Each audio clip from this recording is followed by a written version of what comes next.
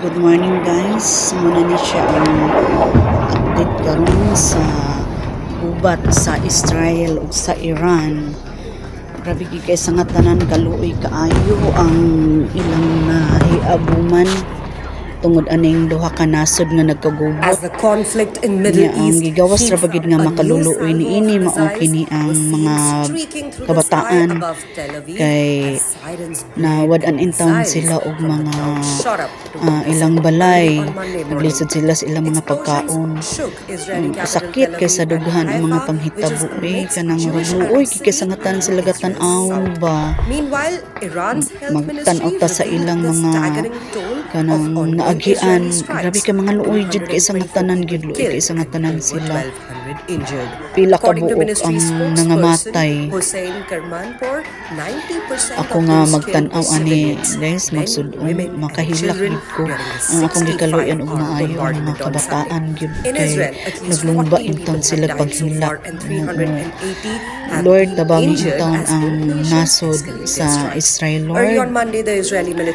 Tabangi inton sila bahin sa nahitabo maundang na unta kini maong kagubot kay daghan jud kaayo ang mga apektahan labi na gid ang mga Pilipino nga naa diha sa Israel ug sa Iran nga mga OFW ay kisangatanan jud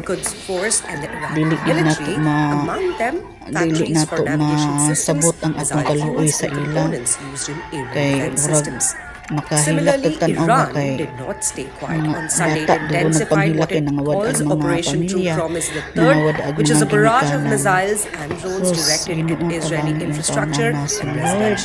mawala na ang takinin ng mga gubat ng mga nahitabo kay Colonel Reza Sayed, who is a spokesperson of the armed forces, said that the scale of the devastating response by Iran's brave fighters will certainly encompass all parts of the occupied territories. Israel leave the occupied territories because mga naso dili magkagulihang dili magkagubot in the future kay and shelters will not guarantee security.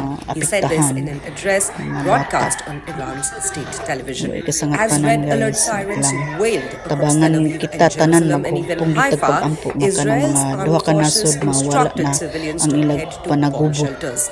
Magan David Adam, which is dili lang sila ang maapektan kita, maapektan usab kita tungod sa mga palaliton sa gasolina sa mga kinahanglan nato mang taas sila usa tabangan nato sila pag-ampo nga unta muhupa na kan mga kagubod nga ilang nahiabunan. Salamat kaayo guys sa inyong pag lantaw niini nga mga video. God bless us.